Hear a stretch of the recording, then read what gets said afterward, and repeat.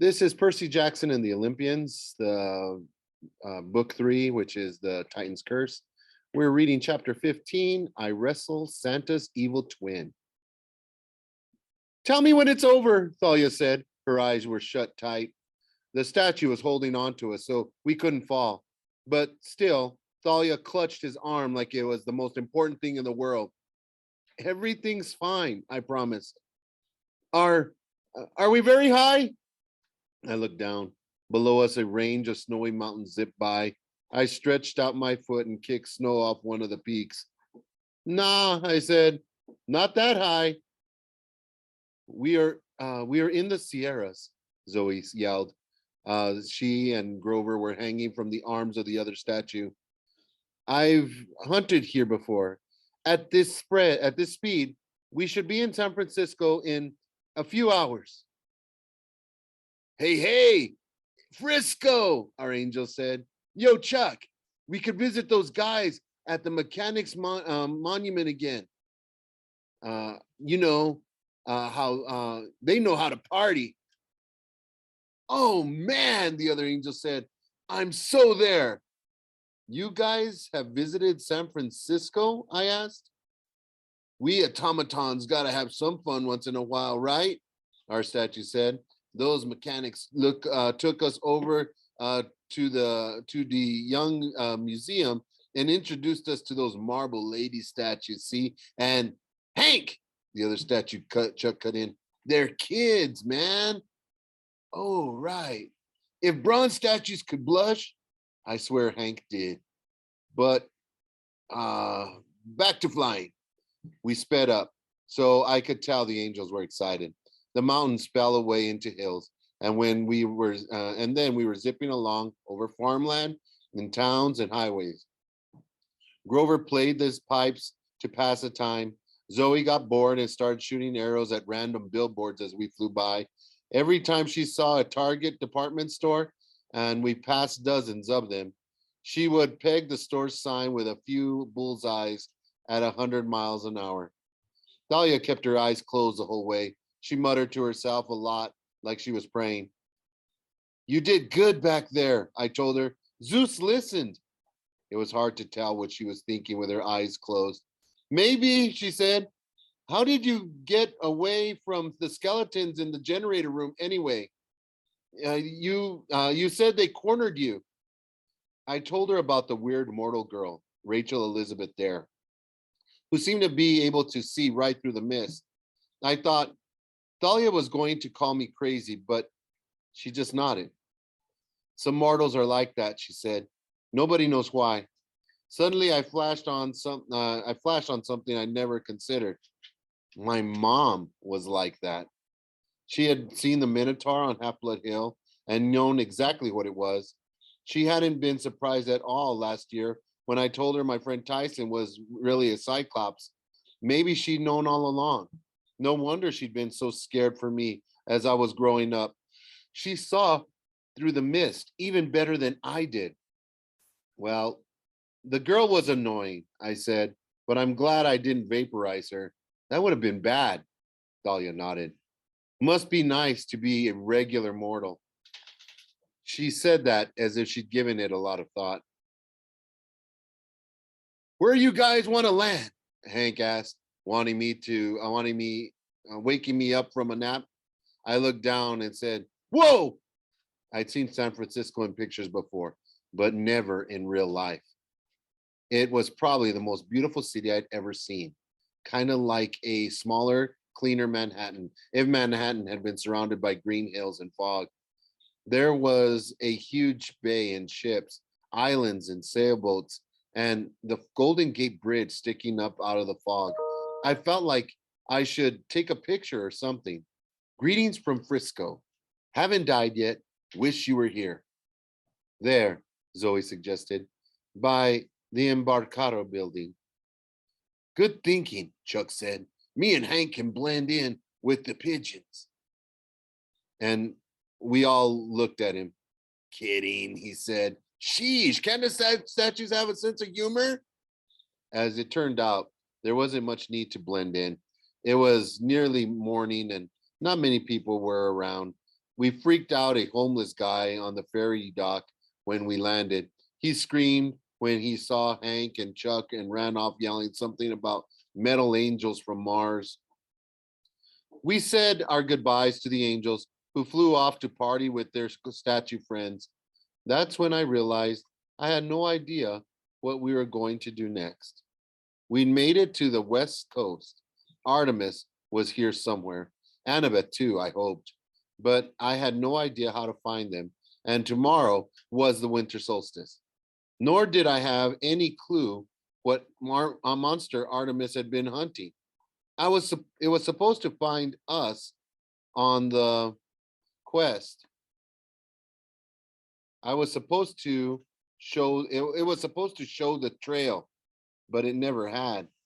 Now we were stuck on the ferry dock with not much money, no friends, and no luck. After a brief discussion, we agreed that we needed to figure out just what this mystery monster was.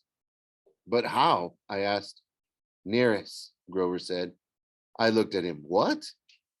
Isn't that what Apollo told you to do? Find Nearest? I nodded. I'd completely forgotten my last conversation with the sun god. The old man of the sea, I remembered. I'm supposed to find him and force him to tell us what he knows. But how do I find him? Zoe made a face. Old Nearest, huh? You know him? Thalia asked. My mother was a sea goddess. Yes, I know him. Unfortunately, he is never very hard to find.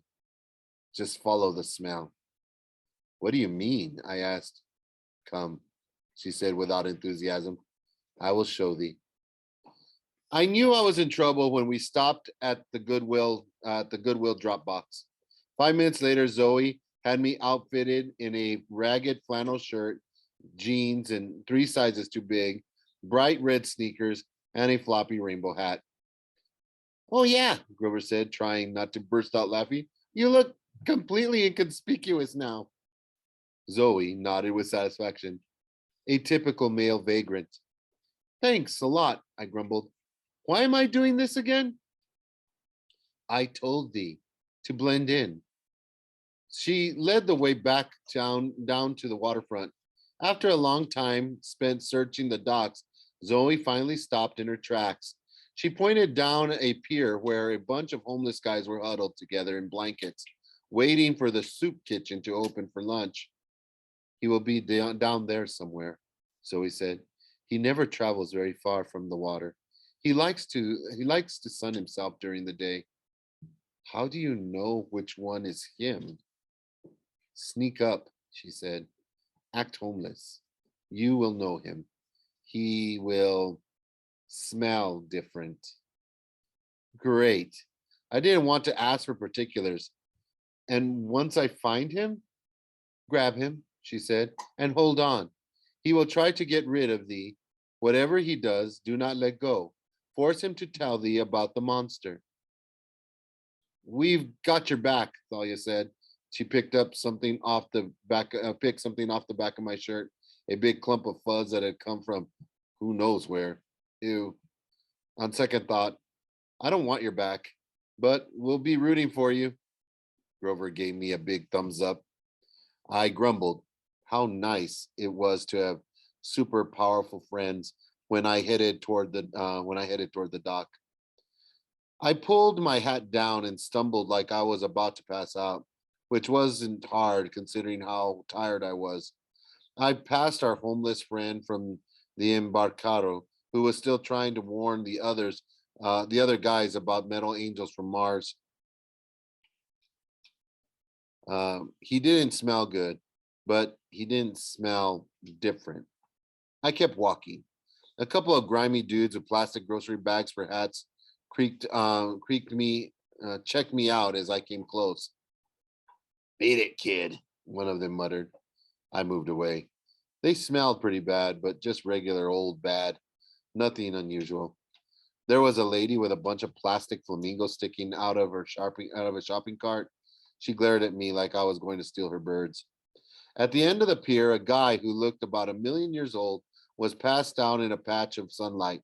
He wore pajamas and a fuzzy bathrobe that probably used to be white. He was fat with a white beard that had turned yellow, kind of like Santa Claus if Santa had been rolled out of bed and dragged through a landfill. And his smell, oh, as I got closer, I froze. He smelled bad, all right, but ocean bad, like hot seaweed and dead fish and brine. If the ocean had an ugly side, this guy was it. I tried not to gag as I sat down near him like I was tired. Santa opened one eye suspiciously. I could feel him staring at me, but I didn't look. I muttered something about stupid school and stupid parents, figuring that might sound reasonable. Santa Claus went back to sleep. I tensed. I knew this was going to look strange. How I didn't know how the other homeless people would react, but I jumped Santa Claus. Ah! He screamed. I meant to grab him, but he seemed to grab me instead. It was as if he'd never been asleep at all. He certainly didn't act like a weak old man. He had a grip like steel. Help me! He screamed as he squeezed me to death. That's a crime, one of the old other homeless guys yelled. Kid rolling an old man like that? I rolled all right, straight down the pier until my head slammed into a post. I was dazed for a second and nearest grip slackened. He was making a break for it, but before he could, I regained my senses and tackled him from behind. I don't have any money. He tried to get up and run, but I locked my arms around his chest. His rotten fish smell was awful, but I held on. I don't want money, I said as he fought. I'm a half blood. I want information. That just made him struggle harder. Heroes, why do you always pick on me? Because you know everything. He growled and tried to shake me off his back. It was like holding on to a roller coaster. He thrashed around, making it impossible for me to keep on my feet. But I gritted my teeth and squeezed tighter. We staggered toward the edge of the pier, and I got an idea. Oh no, I said, not the water. The plan worked. Immediately, Nearest yelled in triumph and jumped off the edge. Together, we plunged into the San Francisco Bay. I heard people make jokes about trying hard to hold a greased pig, but I'm telling you, holding on to a seal in the water is harder. Nearest plunged straight down, wriggling and thrashing and spiraling through the dark water.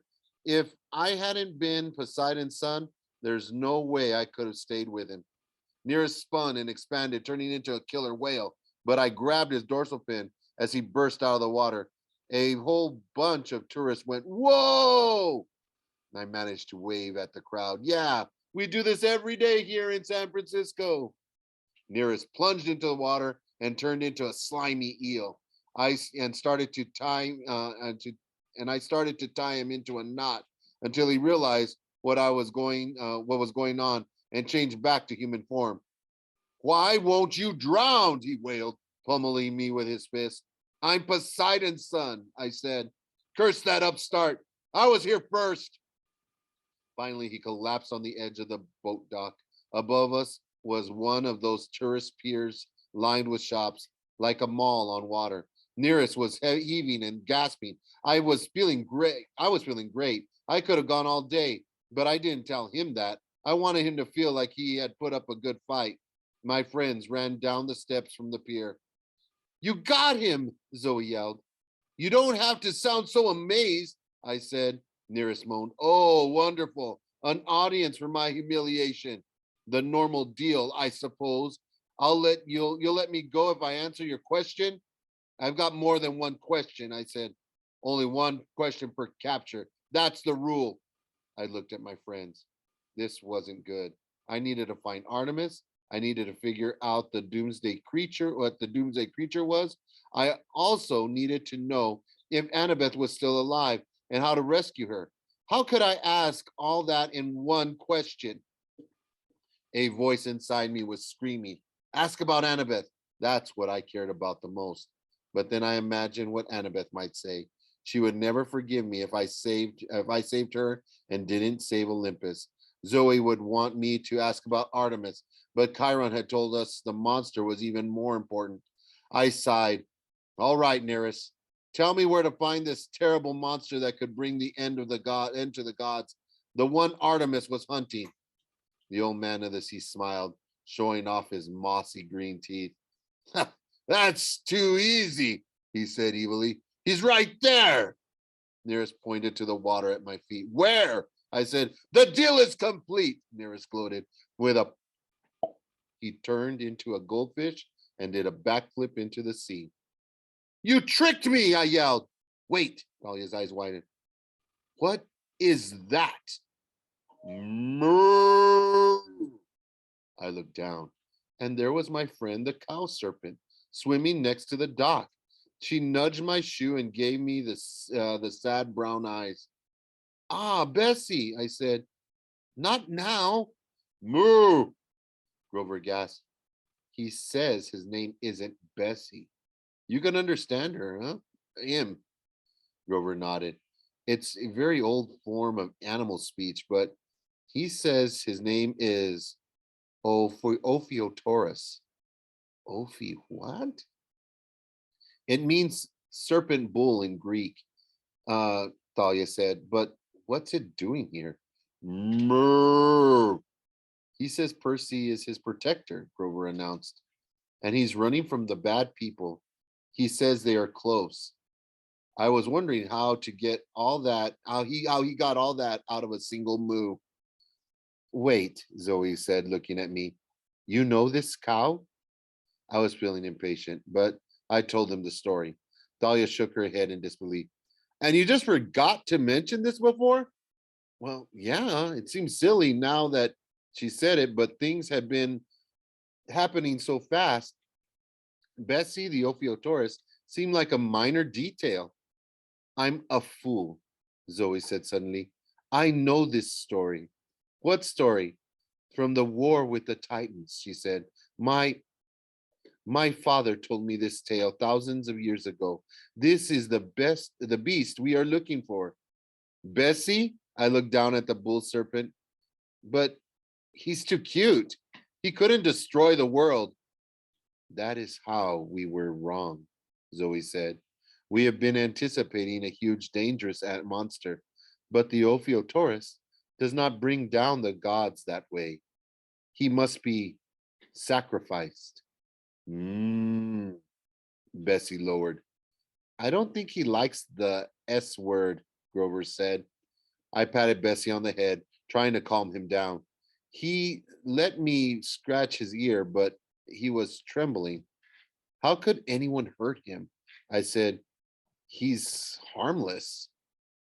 Zoe nodded. But there is a power in killing innocents, terrible power. The fates ordained a prophecy eons ago when this creature was born. They said that whoever killed the Ophiotaurus and sacrificed its entrails to fire would have the power to destroy the gods. Mm. Grover said, maybe we could avoid talking about entrails too. Dahlia stared at the cow serpent and with wonder. The power to destroy the gods? How? I mean, what would happen? No one knows, Zoe said. The first time, during the Titan War, the Ophiotaurus was in fact slain by a giant ally of the Titans. But thy father, Zeus, sent an eagle to snatch the entrails away before they could be tossed into the fire. It was a close call. Now, after 3,000 years, the Ophiotaurus is reborn. Dahlia sat down on the dock. She stretched out her hand. Bessie went right to her. Thalia placed her hand on his head. Bessie shivered. Thalia's expression bothered me. She almost looked hungry. We have to protect him, I told her. If Luke gets a hold of him, Luke won't hesitate, Thalia muttered. The power to overthrow Olympus? That's huge. Yes, it is, my dear. A man's voice in a heavy French accent, and in a said a man's voice in a heavy French accent, and it is very powerful, and it is a power you shall unleash. The Ophiosaurus made a whimpering sound and submerged. I looked up. We had been so busy talking, we had allowed ourselves to be ambushed. Standing behind us, his two-color eyes gleaming wickedly, was Dr. Thorne, the Manticore himself. This is perfect, the Manticore gloated. He was wearing a ratty black trench coat over his Westover Hall uniform, which was torn and stained. His military haircut had grown out spiky and greasy. He hadn't shaved recently, so his face was covered with silver stubble. Basically, he didn't look much better than the guys down at the soup kitchen. Long ago, the gods banished me to Persia, the Manticore said. I was forced to scrounge for food on the edges of the world, hiding in forests, devouring insignificant human farmers for my meals. I never got to fight any great heroes. I was not feared and admired in the old stories. But now that will change. The Titans shall honor me, and I shall feast on the flesh of half-bloods. On either side of him stood two armed security guys, some of the mortal mercenaries I'd seen in DC. Two more stood on the next boat dock over, just in case we try to escape that way. There were tourists all around, walking down the waterfront, shopping at the pier above us. But I knew that wouldn't stop the Manticore from acting. Where are the skeletons? I asked the Manticore. He sneered. I do not need those foolish undead.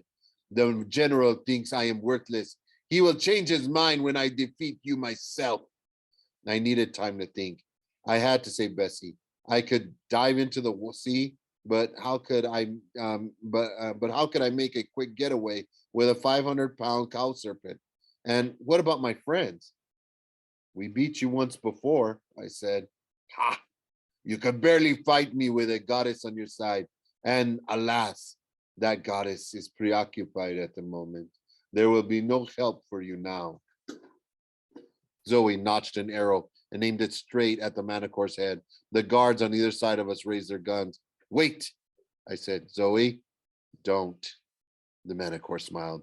The boy is right, Zoe Nightshade. Put away your bow. It will be a shame to kill you before you witness Talia's great victory. What are you talking about? Talia growled. She had her shield and spear ready. Surely it is clear, the Manticore said. This is your moment. This is why Lord Kronos brought you back to life. You will sacrifice the Ophiosaurus. You will bring its entrails to the sacred fire on the mountain. You will gain unlimited power. And for your 16th birthday, you will overthrow Olympus. No one spoke. It made terrible sense. Thalia was only 2 days away from turning 16. She was a child of the big three, and here was a choice, a terrible choice that could mean the end of the gods. It was just like the prophecy said. I was sure it was, I wasn't sure if I felt relieved, horrified, or disappointed. I wasn't the prophecy kid after all. Doomsday was happening right now. I waited for Thalia to tell the Manticore off, but she hesitated. She looked completely stunned. You know it is the right choice, the Manticore told her. Your friend Luke recognized it. You shall be reunited with him. You shall rule this world together under the auspices of the Titans. Your father abandoned you, Thalia. He cares nothing for you, and now you shall gain power over him. Crush the Olympians underfoot as they deserve. Call the beast. He will come to you. Use your spear. Thalia, I said, snap out of it. She looked at me the same way she had the morning she woke up on Half-Blood Hill, dazed and uncertain. It was almost like she didn't know me. I don't. Your father helped you, I said. He sent the metal angels. He turned you into a tree to preserve you. Her hand tightened on the shaft of the spear. I looked at Grover desperately. Thank the gods he understood what I needed. He raised his pipes to his mouth and played a quick riff. The Manticore yelled, "Stop him!" The guards had been targeting Zoe, And before they could figure out that the kid with the pipes was a bigger problem, the wooden planks at their feet sprouted brand new branches and tangled their legs. Zoe let loose two quick arrows and exploded at their feet in clouds of sulfurous yellow smoke. Fart arrows! The guards started coughing. The manicore shot spines in our direction, but they ricocheted off my lion's coat. Grover, I said, tell Bessie to dive deep and stay down. Moo, Grover translated. I could only hope that Bessie got the message. The cow, Thalia muttered, still in a daze. Come on, I pulled her along as we ran up the stairs to the shopping center on the pier. We dashed around the corner of the nearest store. I heard the manicore shouting at his minions. Get them! The tourist screamed as the guard shot blindly into the air. We scrambled to the end of the pier. We hid behind a little kiosk filled with souvenir crystals, wind chimes, and dream catchers and stuff like that, glittering with sunlight. There was a water fountain next to us. Down below, a bunch of sea lions were sunning themselves on the rocks. The whole San Francisco Bay spread out before us. The Golden Gate Bridge, Alcatraz, and the green hills and fog beyond that to the north. A picture-perfect moment, except for the fact that we were about to die and the world was going to end. Go over the side, Zoe told me. You can escape into the sea, Percy. Call on thy father for help. Maybe you can save the Ophiotauros. She was right, but I couldn't do it. I won't leave you guys, I said. We fight together. You have to get word to camp, Grover said. At least let them know what's going on. Then I noticed the crystals making rainbows in the sunlight. There was a drinking fountain next to me. Get word to camp, I muttered. Good idea. I uncapped Riptide and slashed off the top of the water fountain. Water burst out of the busted pipe, and sprayed all over us. Thalia gasped in the water as the water hit her head, hit her. The fog seemed to clear from her eyes. Are you crazy? She asked. But Grover understood. He was already fishing around in his pockets for a coin. He threw a golden drachma into the rainbow created by the mist and yelled, Oh, goddess, accept my offering. The mist rippled. Camp Half-Blood, I said. And there, shimmering in the mist right next to us, was the last person I wanted to see, Mr. D, wearing his leopard skin jogging suit and rummaging through the refrigerator. He looked up lazily. Do you mind? Where's Chiron? I shouted. How rude. Mr. D took a swig from a jug of grape juice. Is that how you say hello? Hello, I amended. We're about to die. Where's Chiron? Mr. D considered that. I wanted to scream at him to hurry up, but I knew that wouldn't work. Behind us, footsteps and shouting. The Manicore's troops were closing in. About to die, Mr. D mused. How exciting. I'm afraid Chiron isn't here. Would you like me to send a message? Or to take a message? I looked at my friends. We're dead. Thalia gripped her spear. She looked like her old angry self again. Then we'll die fighting. How noble, Mr. D said, stifling on. So what's the problem exactly? I didn't see that it would make any difference, but I told him about the Ophiotauros. He studied the contents of the fridge. So that's it. I see. You don't even care, I screamed. You just as soon watch us die. Let's see. I think I'm in the mood for pizza tonight. I wanted to slash through the rainbow and disconnect, but I didn't have time. The Manicore screamed, there! And we were surrounded. Two of the guards stood behind him. The other two appeared on the roofs of the pier shops above us. The Manicore threw off his coat and transformed into his true self. His lion claws extended and his spiky tail bristling with poison barbs. Excellent, he said. He glanced at the apparition in the mist and snorted, alone, without any real help. Wonderful.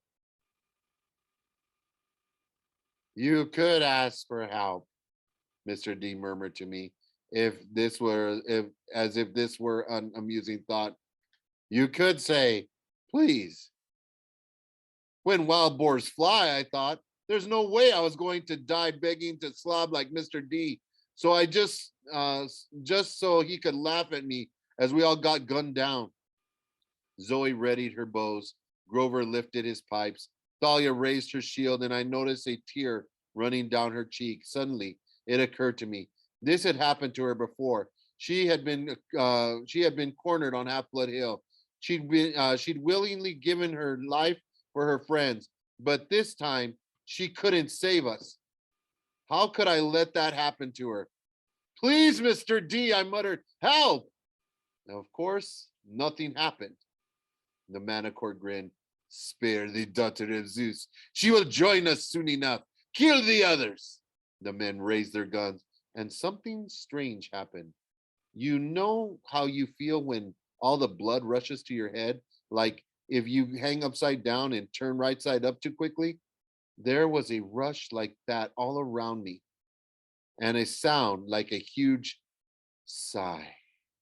Sunlight tingled with purple. I smelled grapes and something more, sour wine. Snap! It was the sound of many minds breaking at the same time. The sound of madness. One guard put his pistol between his teeth like it was a bone and ran around on all fours. Two others dropped their guns and started waltzing with each other. The fourth began doing what looked like an Irish clogging dance. It would have been funny if it hadn't been so terrifying. No, the Manicore screamed. I will deal with you myself.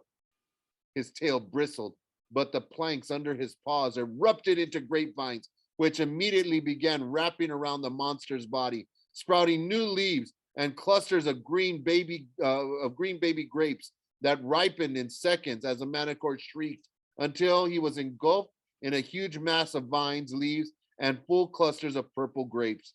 Finally, the grapes stopped shivering, and I had the feeling that somewhere inside there, the Manicore was no more.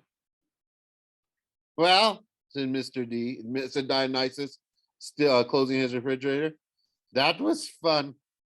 I stared at him, horrified. How could you? How did you?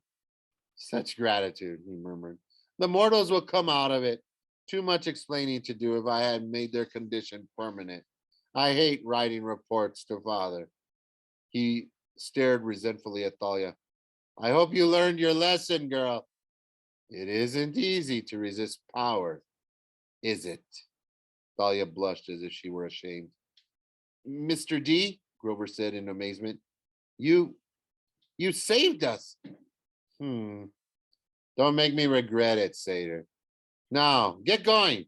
Percy Jackson, I've bought you a few hours at most. The Ophiotaurus, I said, can you get it to camp? Mr. D sniffed. I do not transport livestock. That's your problem. But where do we go? Dionysus looked at Zoe.